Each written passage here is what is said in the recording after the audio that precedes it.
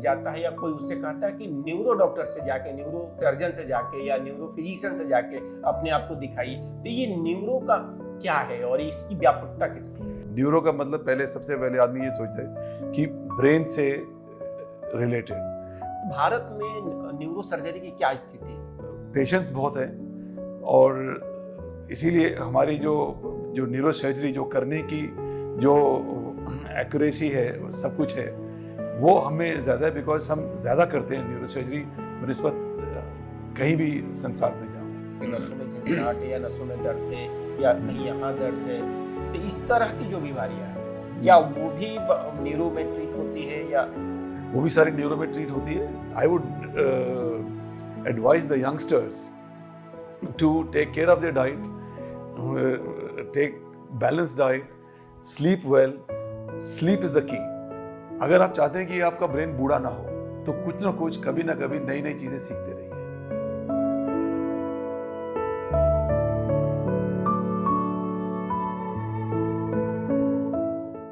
नमस्कार, मैं हूं आशुतोष कुमार सिंह और थर्मोमीटर के इस कार्यक्रम में आपका स्वागत है। आज एक बार फिर एक नए मेहमान के साथ हम आपके पास आए हैं और आज है हमारे जो खास मेहमान, उनसे ये परिचय कराते हैं। डॉक्टर भसीन, डॉक्टर सुशील भसीन जी हमारे साथ हैं और डॉक्टर भसीन न्यूरो के जानकार हैं, न्यूरो सर्जन है और देश दुनिया के प्रख्यात न्यूरो सर्जन है और इनकी ख्याति भारत में खूब है।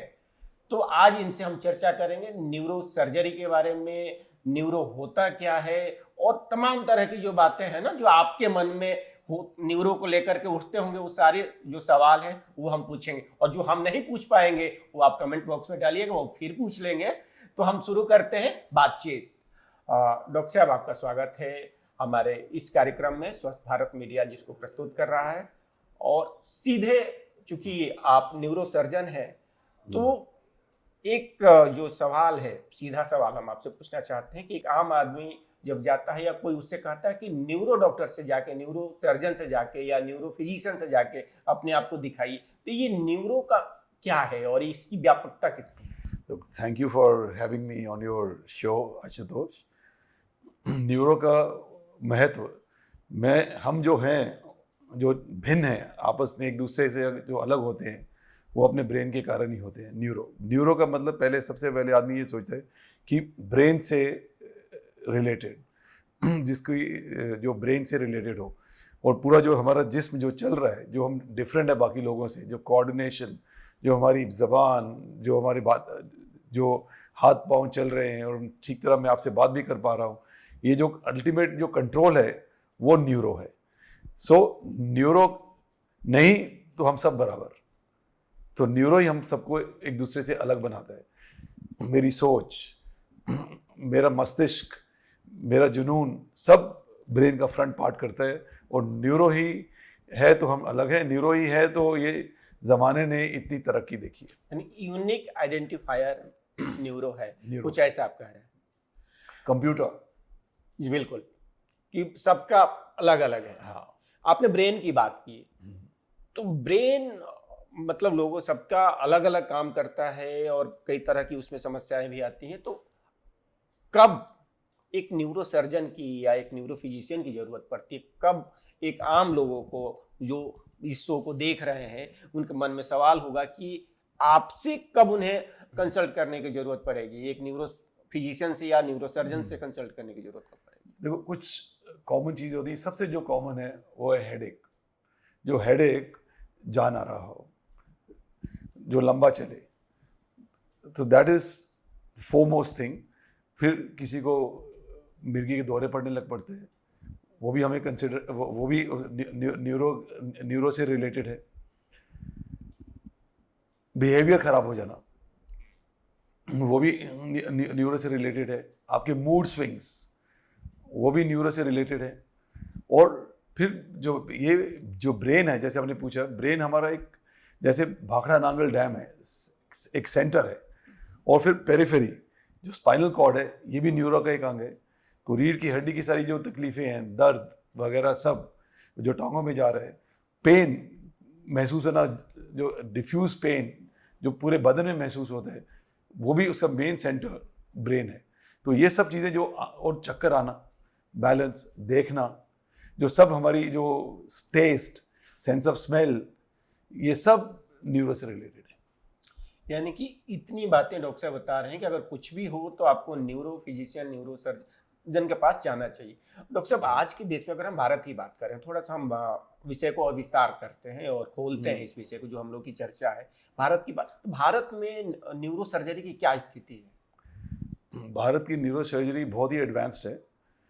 इनफैक्ट हिंदुस्तानी न्यूरो सर्जन्स बहुत ही ज़्यादा टैलेंटेड हैं, और क्योंकि हमारे पास यहाँ पर पेशेंट्स बहुत हैं, और इसीलिए हमारी जो न्यूरो सर्जरी जो करने की जो एक्यूरेसी है, सब कुछ है, वो हमें ज़्यादा है, बिकॉज हम ज़्यादा करते हैं न्यूरो सर्जरी बनिस्बत कहीं भी संसार में जाओ।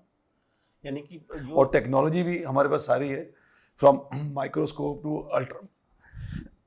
अल्ट्रा माइक्रोस्कोप, सारे के सारे हमारे पास हैं।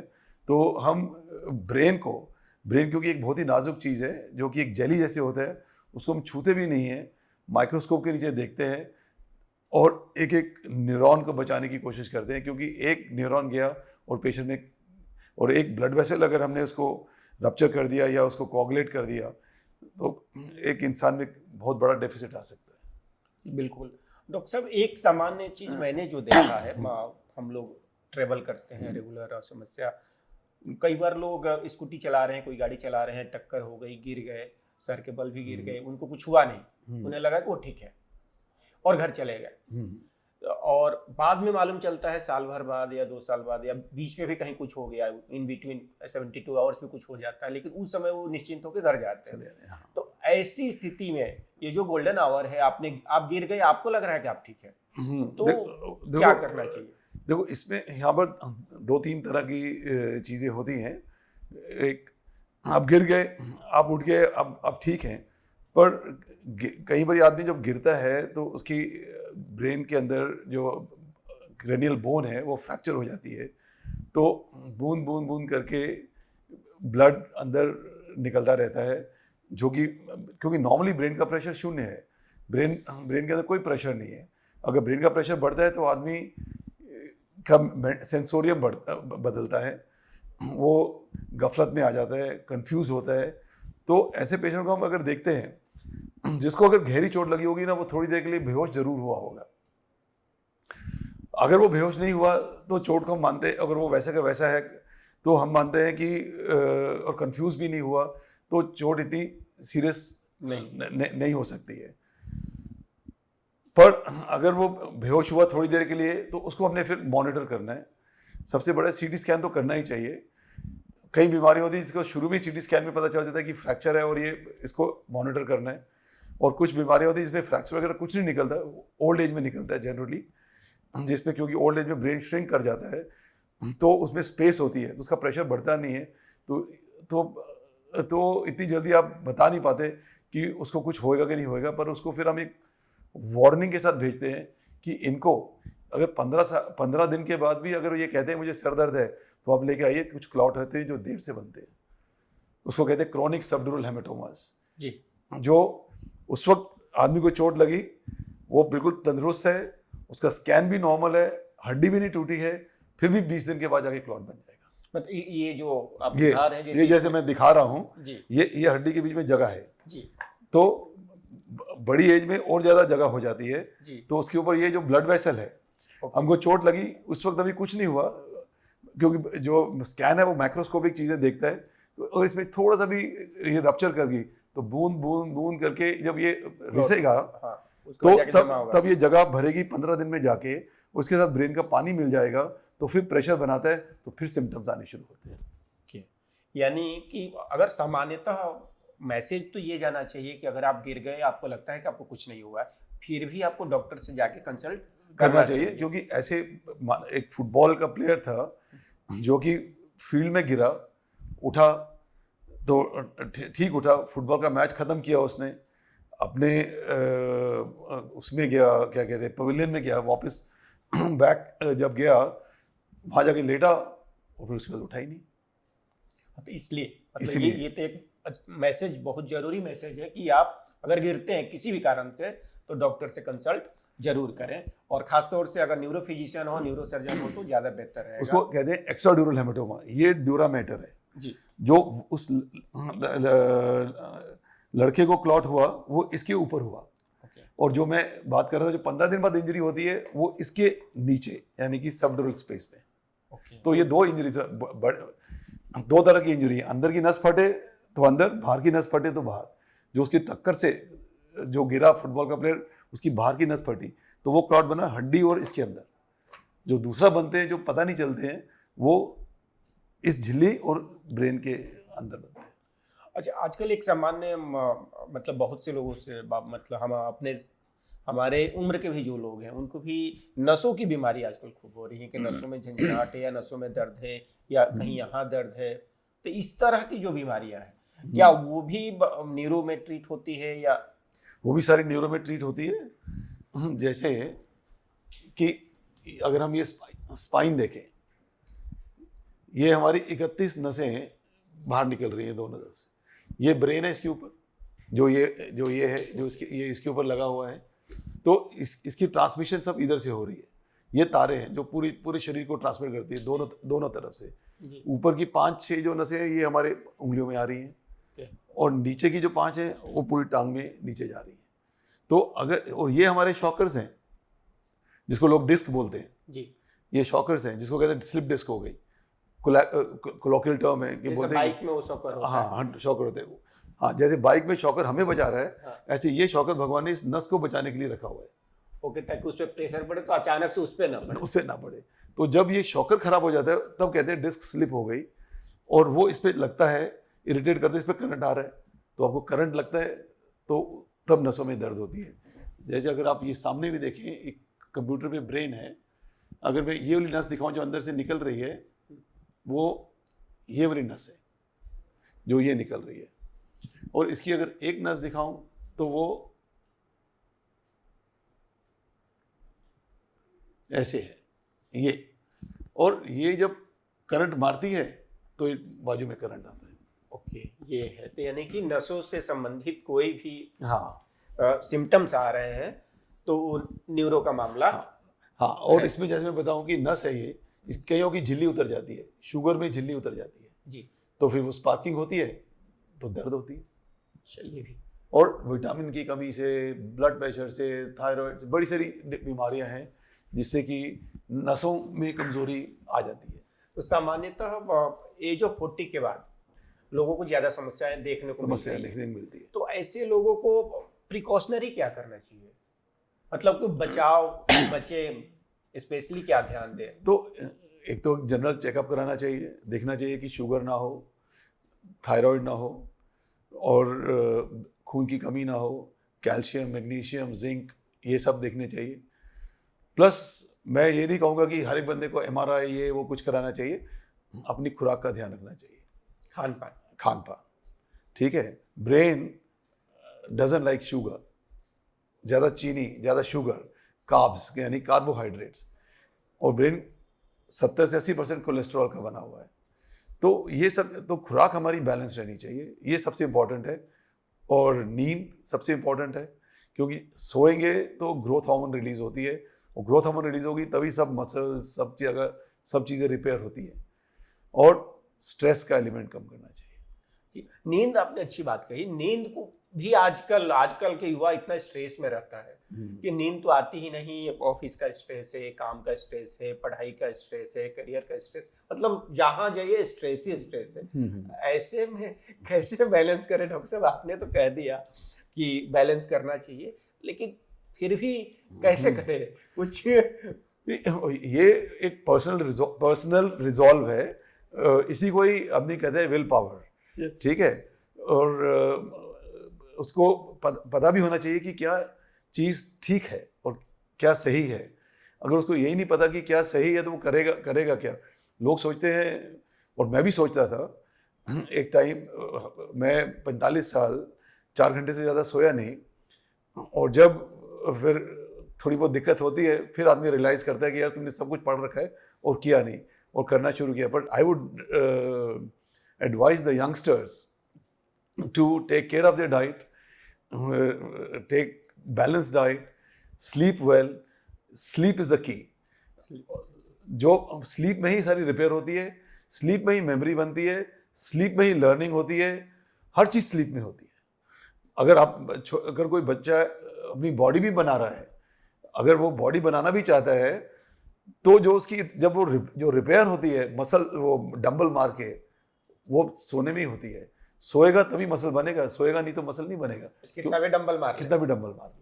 ये तो बहुत ही नया बात डॉक्टर साहब ने बताई कि हम लोग तो कहते हैं कि सोना क्या है भाई, अब तो जवान है तो जगना ही जगना है, रात भर जगना है, गर्लफ्रेंड से बात करनी है और करते ही रहना है। मोबाइल तो है ही, 5G आ गया, 6G भी आने वाला है। तो अच्छा ठीक है, चर्चा में मोबाइल भी आ गया। ये जो मोबाइल है और जो यूथ है और ये जो 5G 6G है, टेक्नोलॉजी भी है और स्वास्थ्य है, ये जो चार चीजें, इसको कैसे बैलेंस करेंगे?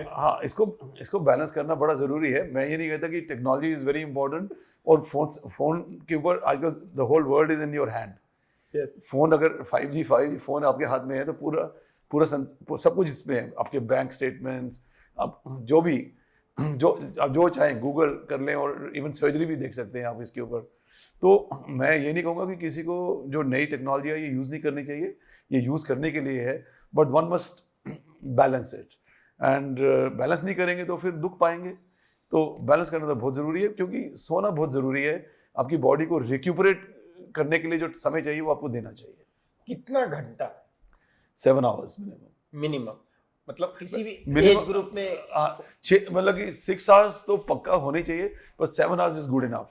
क्योंकि एक स्लीप का साइकिल जो है ना, जो जिसको कहते हैं non rapid eye movement sleep और रैपिड आई मूवमेंट स्लीप, ये 1.5 घंटे का होता है। और कम से कम 4 स्लीप साइकिल्स हमको रात को चाहिए, तो 6 घंटे तो मिनिमम चाहिए। तो 6 का 7 घंटे हो जाए। हाँ, ओके।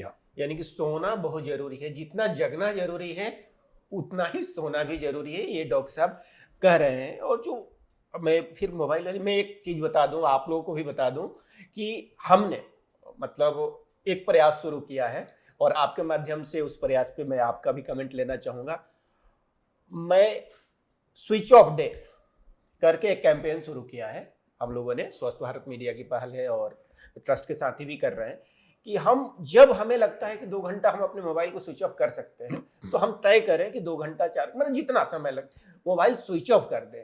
तो आपको क्या लगता है कि इस दौर में मोबाइल थोड़ा स्विच ऑफ करके भी हम चल सकते हैं? बिल्कुल चल सकते हैं और करना भी चाहिए। डिजिटल डिटॉक्स बहुत ज़रूरी है। ठीक है, हम लोग डिजिटली एडिक्टेड हैं। We are addicted to this digital system, digital medium. तो डिजिटल डिटॉक्स ज़रूरी है। मेकर फ़ोन को जो होता है, कौन सा मोड होता है, प्लेन मोड में, एरोप्लेन मोड, एरोप्लेन मोड में रखना बहुत ज़रूरी है। क्योंकि एंड इनफैक्ट रात को सोते समय अगर आपका फ़ोन साथ में पड़ा है तो उसको ज़रूर स्विच ऑफ करिए, क्योंकि जो मैग्नेटिक रेडिएशंस हैं, मैं उसी पर जी, जो कि मैग्नेटिक रेडिएशंस हैं, वो भी हमारे दिमाग पे बहुत ज़्यादा प्रभाव करती हैं और नींद के साइकिल को तोड़ती हैं। फोन तो दूर ही रहना चाहिए, मतलब अलग ही रहे। या तो यानी कि फोन पे भी डॉक्टर साहब ने कहा कि अगर आप भी अपना मोबाइल स्विच ऑफ कर सकते हैं तो जरूर कीजिए और स्वस्थ भारत का जो ये मुहिम है उसमें शामिल होइए। और डॉक्टर साहब ने इस पे एक तरह से सहमति भी जताई है और ये क्लिनिकली भी जरूरी है हमें स्वस्थ रहने के लिए कि मोबाइल से उतना ही दोस्ती जितना उससे काम है। ठीक बात, बिल्कुल। या दैट्स राइट, या बिल्कुल। हाँ, ठीक है। हाँ। तो ये तो मोबाइल की बात हुई डॉक्टर साहब। फिर अभी मतलब ये जितना ये दिमाग वाला जो मामला है ना, एक सामान्य जो बातचीत हम सुनते हैं, मैं वही सवाल ले आ रहा हूँ जो आप लोगों के मन में है। मैं अलग से कोई ना तो लिख के लाया हूँ ना तैयार होके आया हूँ, जो आप और ना ही मुझे बताया कि क्या पूछने वाले हैं। ना डॉक्टर साहब को पता है कि मैं क्या पूछने वाला हूँ, ना मुझे पता है कि मैं क्या पूछने वाला हूँ। तो मुझे जो लगता है कि आज के दौर में जब हम कहते हैं ना कि आप थोड़ा सा मानसिक रूप से संतुलित होने की जरूरत है, आप अपने मानसिक स्वास्थ्य का ख्याल रखें और मेंटल हेल्थ एक तरह से राइट टू हेल्थ हो, मतलब राइट भी है, अधिकार भी है हमारा। तो मानसिक रूप से संतुलन कैसे बिठाया जाए? क्योंकि ये जो मानसिक व्यवस्था है कहीं ना कहीं फिर आपके न्यूरो का ही मामला है कि हम ये देखो, न्यूरो सर्जरी में कम आता है, but to each his own. Actually मानसिक संतुलन रखना बड़ा ज़रूरी है। आप दिन भर क्या करते हैं, आपकी दिनचर्या क्या है, आपकी कंपनी क्या है, आपके दोस्त क्या हैं, आप किस सोशल सर्कल में घूम रहे हैं, ये सब कुछ आपकी मानसिक स्थिति को अफेक्ट करती है। तो लेट नाइट पार्टीज, बार्स में जाना, और इवन उसके बाद ड्रग्स एंड ड्रिंक्स एंड ये सब मानसिक स्थिति को अफेक्ट करते हैं। और इन सब को बैलेंस, हम ये नहीं कहते कि इसको छोड़ो उसको छोड़ो, but I think definitely one should be staying away from alcohol and smoking. ये एक बात है। कुछ सामाजिक स्तर पे भी हमने देखा कि फैमिली में 2-4-5 लोग हैं, किसी को अचानक से, जैसे आपने कहा कि मूड स्विंग हुआ, वो मूड स्विंग हो गया उसका, और वो मतलब बिहेवियर चेंज भी उसका हो रहा है, और घर के लोगों को लगता है कि ये तो मतलब इसका मन बहस गया, मतलब हम लोकल भाषा में बोले मन बहस गया, ये मन बहसू हो गया, यानी कि किसी की बातें नहीं मानता है, सुनता ही नहीं है, अपनी ही करता है। इस तरह के आरोप लगाए जाते हैं। इसके ऊपर कोई ऊपर की चीज आ गई है, कहते नहीं, हाँ, इसके ऊपर माता का या कुछ प्रकोप आ गया है, इसको किसी की नजर लग गई है, इस तरह की बातें होती है समाज में। लेकिन कोई ये नहीं सोचने के लिए तैयार होता है कि कहीं ऐसा तो नहीं है कि ये मानसिक रूप से कोई समस्या आ गई हो। क्योंकि जो ब्रेन जो है ना हमारा, कंट्रोल हो रहा है बहुत सारे न्यूरोकेमिकल्स के साथ। ब्रेन में सर्किट्स बनती हैं, सोच की सर्किट, समझ की सर्किट, हर चीज़ सर्किट है, और सर्किट में केमिकल्स चाहिए। मूड सारा यहाँ पर है। मूड के लिए अलग केमिकल्स हैं जिसको कहते हैं सेरोटोनिन्स, फील गुड केमिकल्स हम कहते हैं। तो वो जब केमिकल्स डेफिशिएंट हो जाते हैं, कुछ लोगों की कुदरती हो जाते हैं, कुछ लोगों एक्सटर्नल और इंटरनल इन्वायरमेंट्स, मतलब बाहर की चीज़ें भी उसके ऊपर प्रभाव डालती हैं, और अंदर से भी एंडोजेनस एंड एक्सोजेनस कहते हैं उसको। तो वो केमिकल्स का सारा मिश्रण और बैलेंस है। That balance of chemicals is very important. So when the chemicals get deficient, patient gets mood swings, and then we have certain drugs now which can fulfill those chemical deficiencies, और हम restore कर देते हैं उसका behaviour भी और balance भी। तो that is very very important. तो उसको ये नहीं सोचना चाहिए ये तेरा वहम है, तेरा ये है, लोग कहते तेरा वहम है, ये ऊपरी है, ये नहीं। One must take the person to the doctor, get him properly evaluated and start the treatment as early as possible. जैसे दीपिका पादुकोण ने भी एक मुहिम शुरू किया डिप्रेशन के ऊपर। One gets depressed, stressed in the profession itself.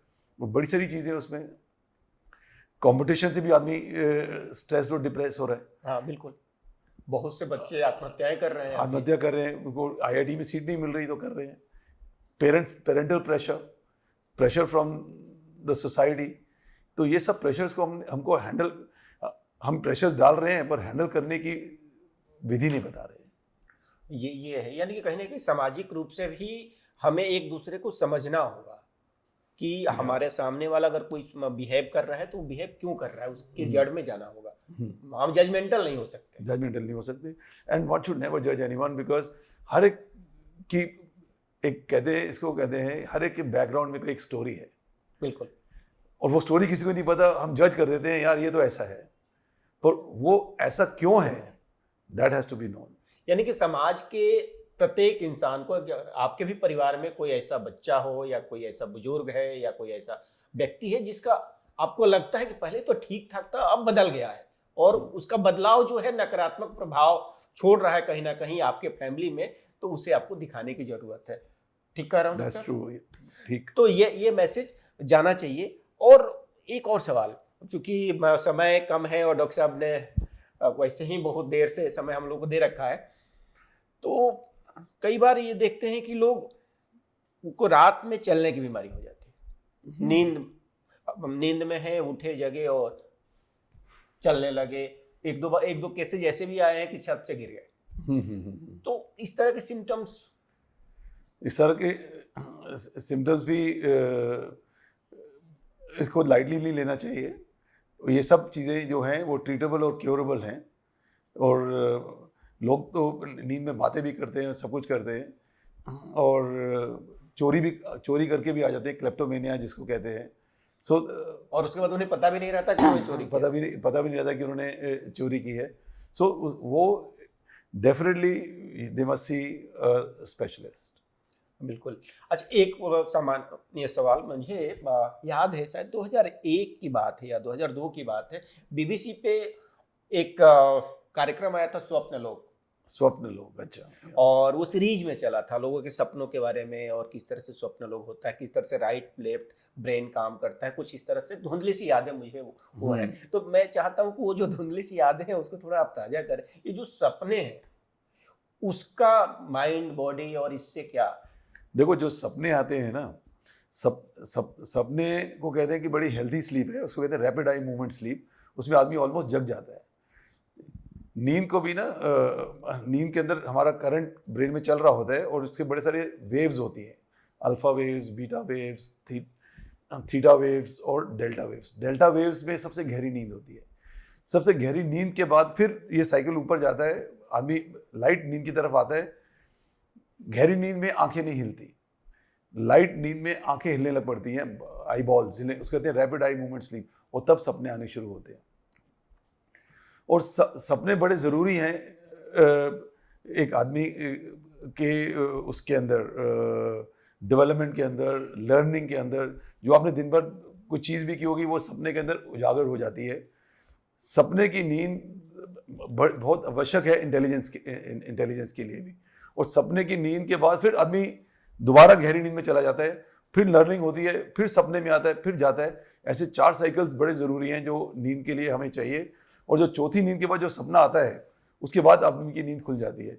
इसलिए कई बार मैं सोचता हूँ कि लास्ट सपना याद रह जाता है और उसके पहले जो 3 सपने होते हैं आदमी भूल जाता है। अमूमन लोग कहते हैं कि सुबह का जो हमने देखा वो याद है, क्योंकि उसके बाद नींद खुलती है। क्योंकि वो डीप स्लीप से सुपरफिशियल रैपिड आई मूवमेंट यानी लाइट स्लीप पे आया, सपने हुए, सपनों के बाद नींद खुल गई। जब सपने सच हो जाते हैं, हाँ, ये सपने सच हो जाना एक कोइंसिडेंस है, मैं सोचूंगा।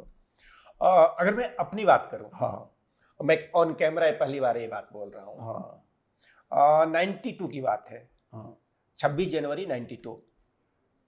मैंने सपना देखा कि मेरी दादी माँ गुजर गई।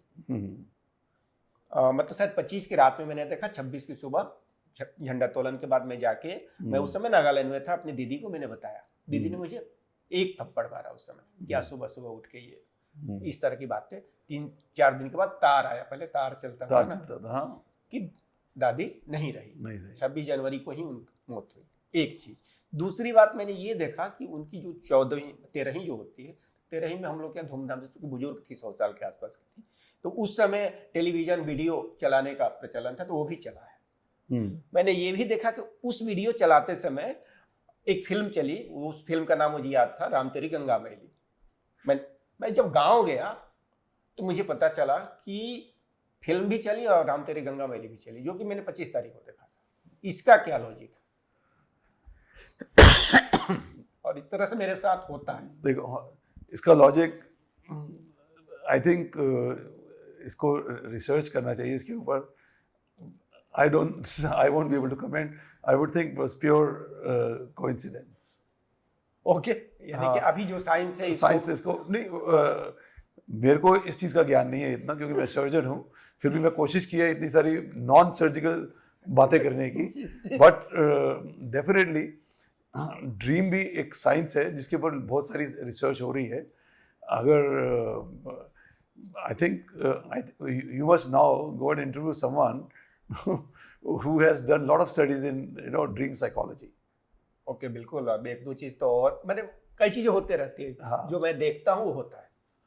ये ऑन कैमरा मैंने बातचीत में ये बात निकल गई। हाँ। ये मैंने कभी, वैसे चर्चा आसपास के जो हमारे मित्र साथी उनको पता है, लेकिन हाँ। ये सार्वजनिक बात नहीं थी, लेकिन मैंने किया। तो ये तो सपने की बात हुई। मेरे साथ ये ऐसे कई बार हुआ है कि मैं क्रिकेट खेल रहा हूँ, मैं सोचा कि कल मैच में मैं हाफ सेंचुरी मारूंगा, और सपने में आया कि तुमने मारी है, तो फिर मैंने हाफ सेंचुरी लगाई भी है। तो मतलब या तो ये तो कुछ तो है। हाँ। जो कि शायद अभी हम लोग वहां तक नहीं पहुंच पाए हैं, या हमें पता नहीं है। हाँ, कि कुछ चीजें अब वो, हालांकि ऑन रिकॉर्ड ही है, मैं ये बात भी बोल रहा हूँ कि सिंपल, मुझे आज से 6 महीने पहले ये सपने में आया कि मैं कापसहेड़ा में, मतलब महिपालपुर वाले एरिया में जा रहा हूँ, आ रहा हूँ, वहाँ पे एक मंदिर है, साउथ इंडियन स्टाइल का कोई मंदिर है, हनुमान जी का मंदिर है, वहाँ पे मैं जाकर प्रसाद ले रहा हूँ और वहाँ पे मुझे ऐसा लगा कि कुछ है।